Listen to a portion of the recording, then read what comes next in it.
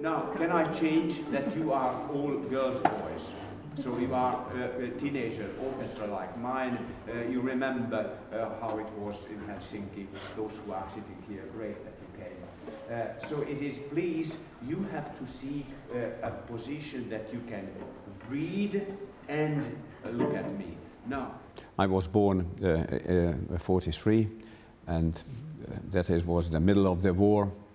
So naturally, I have no, I don't remember, I have no experiences, but my family was a refugee family from Hungary. We went to Austria and then back, and it is naturally has an impact and influence in my life. Together with the revolution 56, which I lived as a 13 years old boy, and that was the deepest experience in my life.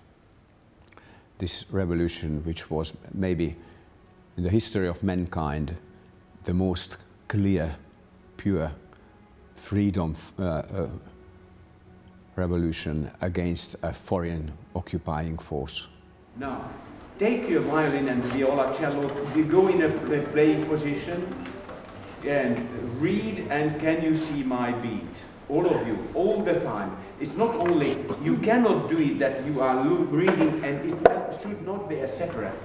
It is the same look. You are not looking at, I see the double bass, I see everyone here, and I am looking there. So you have to have this. That is the minimum requirement. It is a condition in an orchestra that the same look reads and the same look reads my beat. Now, I asked how much I should beat in this piece. And this young lady, she told that 2, because the time signature is alla breve. And I have that was for us a very interesting thing. And I tell you that Sibelius himself, he was almost 80 years old when he was conducting it. And it is a fantastic film, and he's conducting in this way.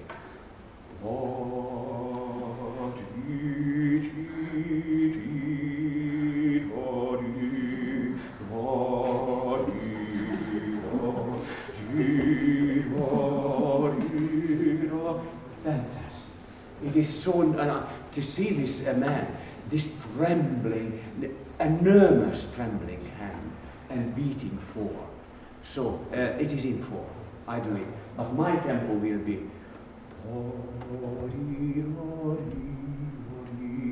So I will do it. You were clever. It is actually written, but he did it. So now we are conducting it in 4. This is, and that is the legend. Not legend. It is the document that he meant in 4. So, I started violin when I was 4 or 5. I don't remember quite, because in my family music was natural environment. Music was always around us. My father was a professor in the technical university, but he was a very good cello player. And when he came home, for him, cello was an asylum. You can imagine in the 50s, Hungary was under the communistic rule, and it was something terrible. And music, education, sport, church, they were the asylum for the people.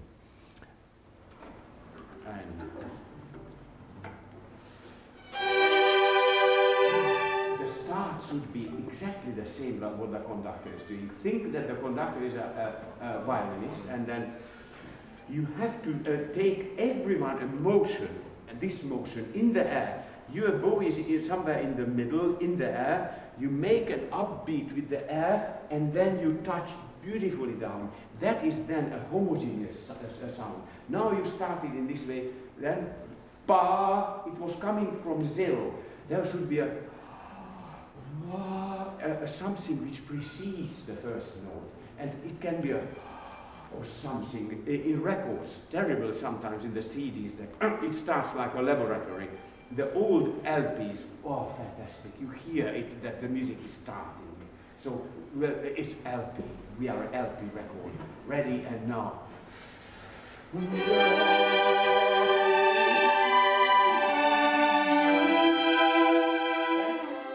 I was at first, I studied at home, and then I went to a music school, then from the music school to the conservatory and to the music academy, and I graduated in '66. And because all in my life I was doing music, probably it was a sort of rebelling, and I went to the university to study law. And I did it very fast, very quickly. I had a good memory. I could memorize all the civil codex. I could memorize, honestly, the whole criminal codex. And so I took my doctorate late 70. And then I found out that the regulations, the paragraphs in law, they are changing. But I realized that C major is C major for many, many hundred years. So I thought that, well, it seems so that the values of the art, the values of music, they are everlasting. And the values of law, it is not so long-living things. And actually, the criminal codex, which I knew by heart altogether, it is abolished in Hungary. And I think so that not a single paragraph is in use, not valid anymore in Hungary. So I think so it was a clever decision from me to come back to the music and not to pursue legal, a lawyer or anything, a career with the law, which I liked anyway. I must say. First bar always should be played by heart. Don't read the first bar at all. Just look at cello. What you need to read? Nothing, isn't it? It's just a note. And first violin, you need pa pa pa, mi ra ra. You please think of letter. Ready and.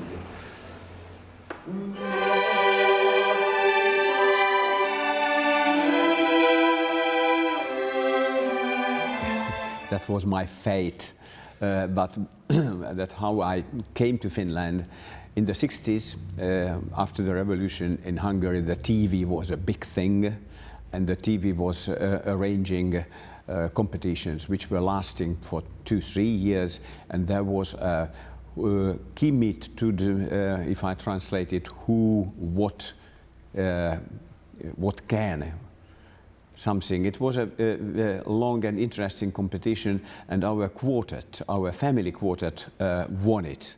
And the first prize was actually to go to Finland. Finland was at this time, from Hungary, it considered to be a Western country, but anyway, Finland was doing a very clever politics. Kekkonen, the president, was a very shrewd and clever statesman. He could get along with the Russians with good terms.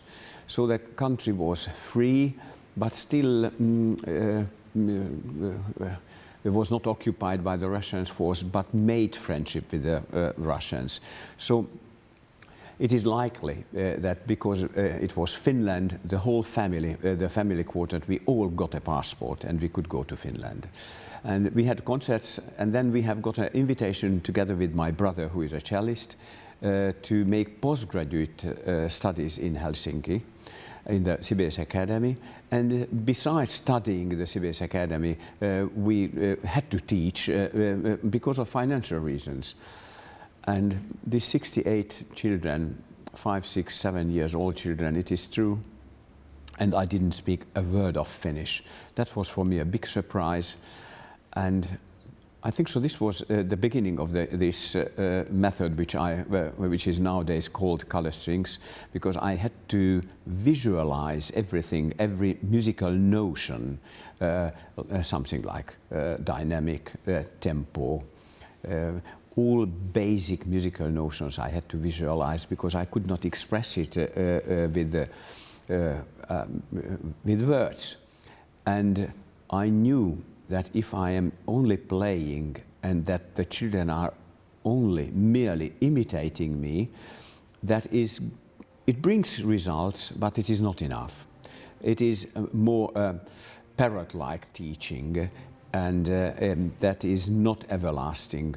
I was trained with the Kodály philosophy, where Kodály told that we should use as many senses when we are teaching something.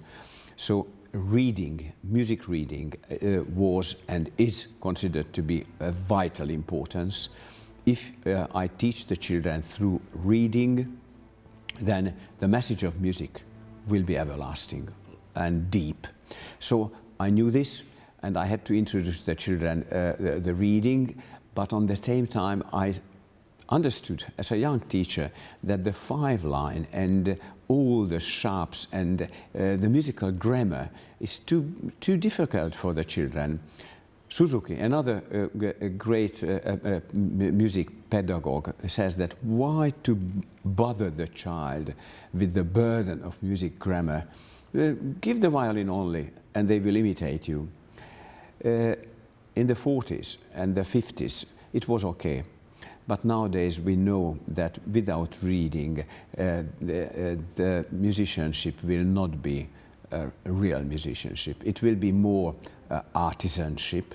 So therefore this reading should be introduced to the children from an early stage and age, but the music writing should be simplified. And luckily I could do this. And the Colourstrings method approach was born at that time. But if I want to be really very pedant, then the Colourstrings is not a totally an innovation. It is actually the translation of the Kodály philosophy and the Kodály way of teaching. But Kodály made his work through vocal music. That was the human voice which he emphasized. This is the instrument which everyone has. So his method was built on the human voice, and everything was made through singing. And this singing technique and singing method I translated together with my brother into the string instruments. That is Colourstrings.